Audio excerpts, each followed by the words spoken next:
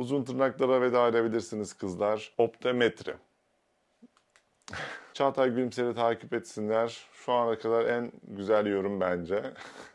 Herkese merhaba, ben optisyen Çağatay Gülümser. Öncelikle aramıza hoş geldin. Optisyenlik bölümünü kazandın ve şimdi sırada ne var diye düşünüyorsun muhtemelen. Bu video serisinde optisyenliğe dair merak edilenleri konuşacağız. Özellikle yeni başlayan arkadaşların kafasındaki soruları netleştirmeyi amaçlıyorum.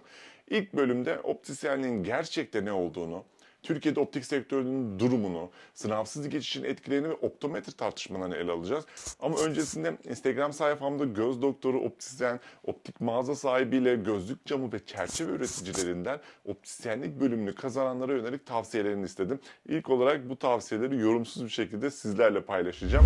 Üniversite okurken aynı zamanda bir optik mağazasında çalışmaları avantaj sağlar. Kendini geliştir, işini sev, sabırlı ol, gelmesinler, iyi bir staj yeri bul ve git çalış.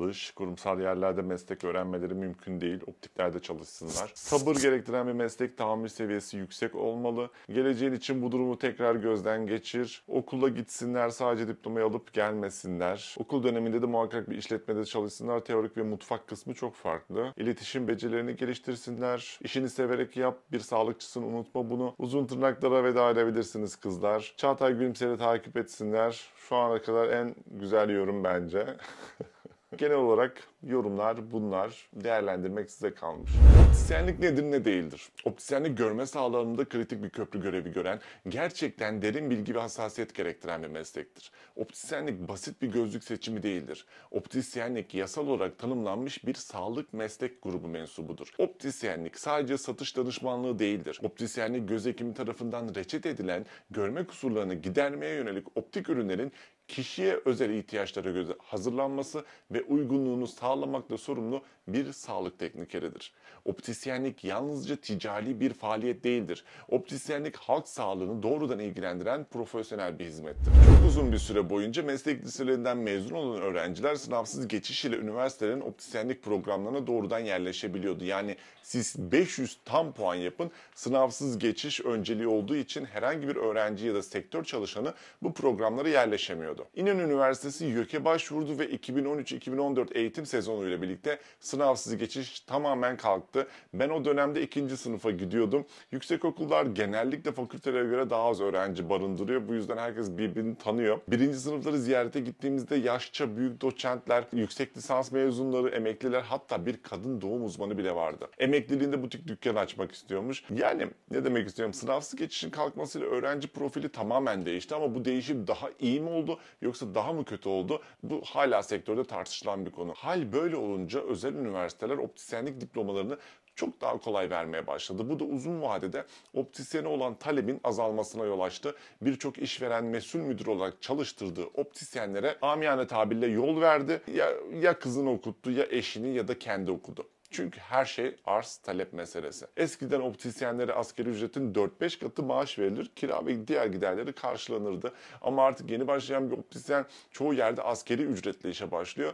Zincir mağazalarda talep düşünce tüm personel optisyene çevirdi. Çünkü ucuz, tabiri caizse. Ama kalite gerçekten arttı mı? Bence bu hala tartışmalı. Ne yazık ki bazı özel üniversiteler atölyesiz ve donanımsız programlar açtı. Fizik mezunu kişileri ders vermeye koydu. Sonuç olarak sahaya çıkan optisyenler çoğu zaman pratikten uzak, deneyimsiz kaldı. Özetle sistemin değişimi fırsat eşitliği sağladı ama sektörde uygulamalar ve bazı üniversitelerin yaklaşımı olumsuz sonuçlar da doğurdu. Ama optisyenlere özellikle şunu söylemek istiyorum. Her ne kadar diplomanın sayısı artmış da olsa bu sizin değerinizin düştüğü anlamına gelmiyor. Siz sahada çalışıyorsunuz ve diplomanız sayesinde işletme optik reçete alabiliyor, satış yapabiliyor. Sosyal Güvenlik Kurumu sizi muhatap alıyor. Birçok sözleşmeyi siz imzalıyorsunuz. O yüzden aldığınız sorumluluğa göre bir ücret talep etmekten çekinmeyin. Unutmayın, bu meslek sadece diploma sayısıyla değil, sizin bilgi, deneyim ve sorumluluk anlayışınızla değer kazanıyor. Ama artık şöyle de bir algı var, bunu da es geçemeyeceğim. Kendinizi istemeden bu sisteme katılmak zorundaymış gibi hissedebilirsiniz. Yani şu an bu bahsettiğim koşullar daha çok sermayesi olanları ayakta tutuyor. Eğer hayaliniz bir optik mağazası açmak değilse bu sektörde zorlanmanız olası. Ama umudunuzu kaybetmeyin. Mevcut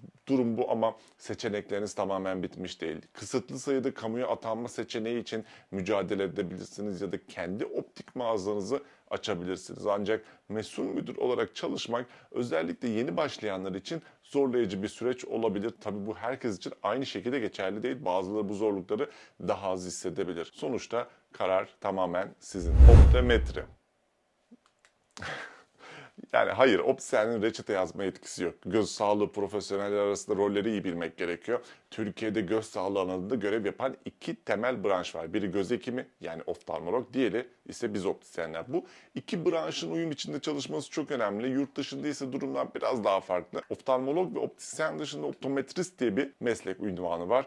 Gözün görme kusurunu ölçen, teşhis eden ve uygun optik gereçleri reçete eden bir meslek. Şu an için Türkiye'de optometristlerin görev yapma yetkisi yok. Zaman ne gösterir bilemeyiz. Bu konu yıllardır tartışmalı. Hatta optik camiasında hassas bir konu diyebiliriz. Gelişmiş ülkelerde optometristlerin üstlendiği görme testi ve reçetelendirme gibi temel görevler Türkiye'de göz hekimlerinin sorumluluğunda. Bu yasal düzenleme optisyenin bağımsız bir teşhis koyucudan ziyade göz hekiminin reçetesini titizlikle uygulayan teknik bir sağlık personeli olarak konumlandırıyor. Ancak göz hekimini bir kenara bırakın, Türkiye'de genel olarak büyük bir doktor açığı varken özellikle doğu bölgelerinde doktora ulaşmak oldukça güç. Bu durum göz sağlığı hizmetlerinde de ciddi bir erişim sorunu yaratıyor. Yani sistemin merkezinde göz hekiminin olması doğru olsa da pratikte halkın göz sağlığına erişimini kolaylaştıracak alternatif çözümler üzerinde de düşünmek gerekiyor. Optik camiasında uzun süredir tartışılan bir konu. Optometri ülkemize gelsin diyenler genel olarak Türkiye'deki özellikle kırsal bölgelerde göz hekimine ulaşmanın zorluğunu öne sürüyor ve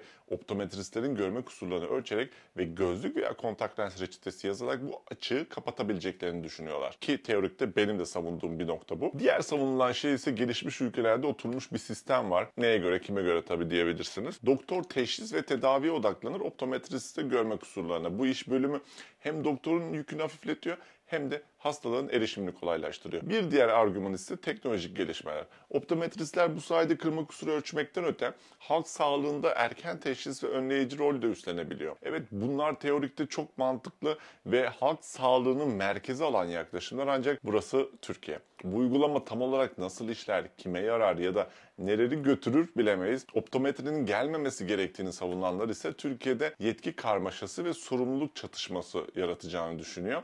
Optometristlerin teşhis ve reçete yazma yetkisi göz hekimlerinin alanına müdahale olarak görülüyor ve çoğu göz hekimi de bunu istemiyor. En azından ben öyle gözlemledim. Bir diğer tereddüt de yasal düzenlemeler ve denetim eksikliği. Bu çok önemli bir konu çünkü denetim eksikliği çok büyük bir halk sağlığı riski doğurabilir. Optometri konusunu tartışacaksak eğer, optometrinin Türkiye'de uygulanabilir hale gelmesi çok ciddi yasal altyapı, eğitim standardı ve görev tanımı oluşturulması gerekiyor. Yani optometri gelsin mi ya da gelmesin mi sorusu aslında Türkiye'de bu sistemi hazırlayabilecek bir zemin yaratılabilir mi sorusuna bağlı. Optik sektörü pazarına, yani işin biraz da ticari boyutuna bakacak olursak, optik sektörü gerçekten çok büyük bir pazar. Türkiye'deki büyük zincir mağazalar bile bu pastadan yalnızca küçük bir pay alıyor. Yani sektör oldukça dinamik ve ciddi bir büyüme potansiyeli taşıyor. Peki bunu neye dayanarak söylüyorum? Birincisi, ülkemizde gözlük kullanım oranı hala oldukça çok düşük. Türkiye'de bu oran yaklaşık %20 seviyelerinde. Oysa gelişmiş ülkelerde %50'nin üzerine çıkıyor. Bu sektörün ne kadar büyük bir gelişim alanına sahip olduğunun en net göstergelerinden biri bence. İkincisi, nüfusumuz giderek yaşlanıyor. Nüfusun yaşlanması demek presbiyopi, yani yakın görmenin bozulması probleminin de artması demek. Bu da çok odaklı gözlükleri olan talebi doğrudan yükseltiyor. Üçüncü faktör ise dijitalleşme. Artık hayatımızın her alanında dijital cihazlar var. Bunun sonucu olarak göz yorgunluğu dediğimiz bir kavram hayatımıza girdi. Bu da yeni görme problemlerini beraberinde getiriyor ve optik sektöründe yepyeni bir talep oluşturuyor. Kısacası optik sektörü hem bugünün ihtiyaçları hem de geleceğin trendleri açısından büyümeye açık, dinamik bir alan olarak karşımızda duruyor. İlk bölüm için bu kadar konuşmamız yeterli gibi. Son olarak söylemek istediğim bir şeyler daha var ama her şeyin ötesinde şunu unutmamak gerekiyor. Optisyen sadece bir ürün sağlayıcısı değildir. Aynı zamanda toplumun göz sağlığını koruyan bir halk sağlığı danışmanıdır. Bazen insanlar göz hekimine ulaşmakta zorluk yaşayabilir. İşte tam da bu noktada optisyenler bilgi birikimiyle devreye girmeli. Doğru yönlendirmeler yaparak, gerektiğinde hastayı hekime sevk ederek, hatta pozitif bir farkındalık oluşturarak göz sağlığının korunmasına katkı sağlamalı. Çünkü bu